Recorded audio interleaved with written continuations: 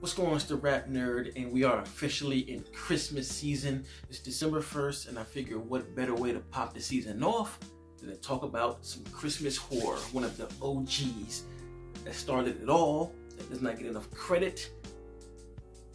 Black Christmas, 1974. Now, as I just stated, this movie doesn't get nearly enough credit as a horror film. You know, whenever I hear people talk about their favorite horror films, you know, it's Halloween, Texas Chainsaw Massacre, Elm Street, Exorcist, but I never hear Black Christmas really brought up. And to me, this is the scariest slasher that's out there, and it even influenced my favorite horror movie. Hell, my favorite movie of all time, Halloween. John Carpenter's gone on record many times to say that this movie influenced them, and you can see that in his film if you watch 74. While he didn't straight up copy, I don't want to say that at all, but the influence is definitely there, especially the holiday picking of the theme. But I think he took what 74 Black Christmas did and expounded upon it, making it what it was. And really the only reason why I think Black Christmas isn't held at such a high standard or at such a high regard as the other original slashers is because I think there's no level of, there's not like an iconic thing that can be seen in Black Christmas that you can see the other ones, like Leatherface. You have a guy wielding a chainsaw and he wears people's faces for masks. Halloween, you have this white William Shatner mask with the kitchen knife. It's like the thing, and then the Halloween, the theme is like extremely iconic. This movie doesn't do that.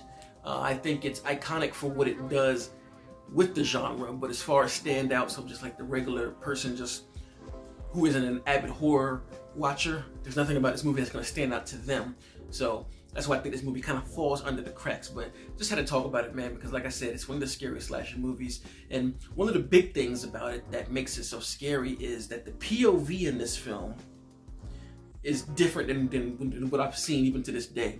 Like where we're in the killer's POV sporadically throughout the film, so that already just adds a level of tension to whatever scene you see. That either something is, something's bad is going to happen, or just the idea of this killer spying on whoever's in the movie, and that's just tension filled. So it's one or the other, man.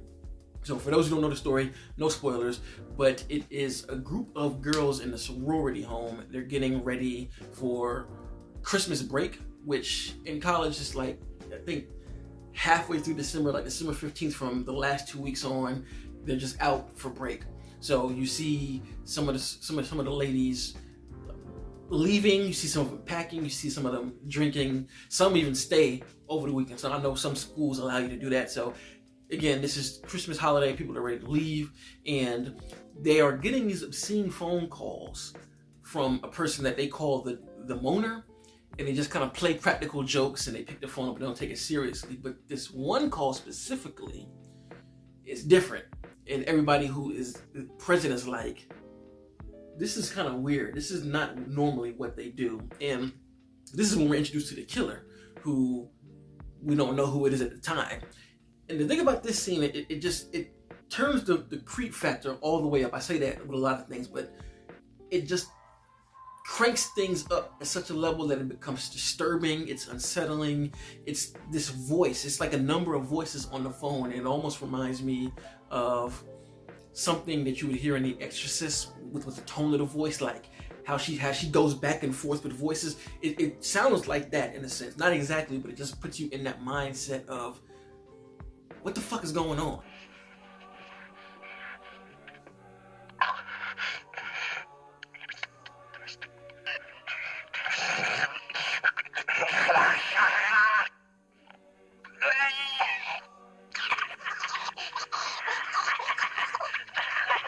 Expanded his act.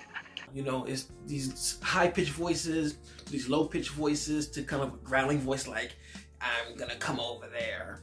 And then it goes from shouting at the top of the lungs, and then the girl who answers the phone, she's like the risque girl of the group. You can tell by the things she's saying, and she's telling them to call her to fuck off and all this other stuff. But the call ends with a regular voice going, I'm going to kill you. And then it hangs up. And at that moment, you're just like, what is happening? So as you can tell, with it being a slasher movie, bodies start popping up, and they got to figure out who is doing it. And the way the story is woven, you really don't know who the killer is, honestly. And even at the end of the film, I'm not gonna say it because it's a spoiler, but it's a great way to weave a mystery slasher, and I think they do it so well in the film. It's a 74, and so I think it's shot beautifully. You know, the POV shots I was telling you about. The score in this film is very subtle. To me, it has this piano tone to it, and it makes sense because one of the characters that is in the film that they try to convince you or try to even point fingers at, like, this guy is the killer. The score, it amplifies this person as being the killer, but the score reminds me of Child's Play, and I feel like that's where Child's Play got it from. When Chucky first comes to life, it's like these piano keys that are like this Black Christmas utilizes that same aspect. And again, like I said, Child's Play, I'm 100% sure got that from it. But the score's pretty subtle, and it kind of comes in and out when you know shit's about to happen. And shit happens a lot in this film. The kills are gruesome, they feel real, and that's one of the biggest things about this movie making it so scary, is because it does feel real. You have this disturbing nature of these phone calls from the moaner throughout the movie, and the way things operate, it feels realistic. All of the kills are set up. Like, there are some kills that are set from the POV, and you see the killer doing certain things, and then it cuts to the person who's about to get killed, and it just builds this tension of, like, how is this gonna go? How is this gonna go? As the story keeps progressing, more bodies pop up, and the police get involved, the town gets involved, and they're trying to find where this killer is, and they're trying to find where these calls are coming from. And boy, oh boy, when that part hits, damn. I will say, if you're watching now from a modern standpoint, there are a lot of tropes in this movie, a lot of horror tropes that we've seen before, but what makes it great here is this was the original. This is where it came from, and that's why I love it. A lot of horror tropes we've seen and continue to see came from this movie.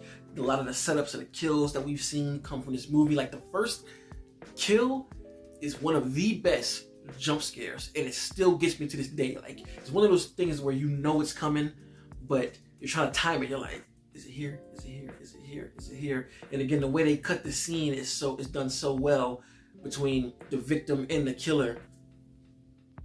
It still works. The third act, man, when I was talking about when a twist really hits, it's one of the scariest moments in cinema to me. Like, if you can just put yourself in the lead's shoes of when this thing happens, oh, it's frightening. It's so frightening. And they do this cool thing with the killer that we see bits and pieces of him. So we'll see a hand here. We'll see a little bit of his hair. There's this one great iconic shot, two great iconic shots really, when we see his silhouette, but the only light that's on him is on his eye, and he's holding something, and it's done so well. Great cinematography is what I was saying about the movie's beautiful. There's another shot where we see him looking through the door. You just see his eye, and it's just looking really manic, and it's just terrifying. So cinematography is beautiful, shot well. Kills just feel different. Twist works. Yeah, all in all, it works, man. And you feel the Christmas energy throughout the film. That's the only reason why I probably could see that maybe it doesn't check the box for a lot of people, because I don't know, with it being so celebratory of Christmas, it probably doesn't get watched as much as something like Halloween, because Halloween, even though it's a holiday, I know more people who watch Halloween stuff year round than I do who watch Christmas stuff year round, and that could possibly be why it is this way. But again, if you've never seen 1974, please watch it right now. It's on Shudder if you have that with no ads, but it's also on Tubi with ads. So please, please, please watch it. I'm not gonna spoil anything else. It's one of my favorite Christmas movies. It's one of my favorite horror movies, period. I don't know where it's placed, but I gotta do my list sooner or later, but it is up there. Literally one of the scariest slashers and horror films that's out there. Like this kind of content, you can like and subscribe, and I will be doing some more Christmas related videos. So until next time, thanks for watching. Peace. RapNerd Productions, no capping, that's word to mommy.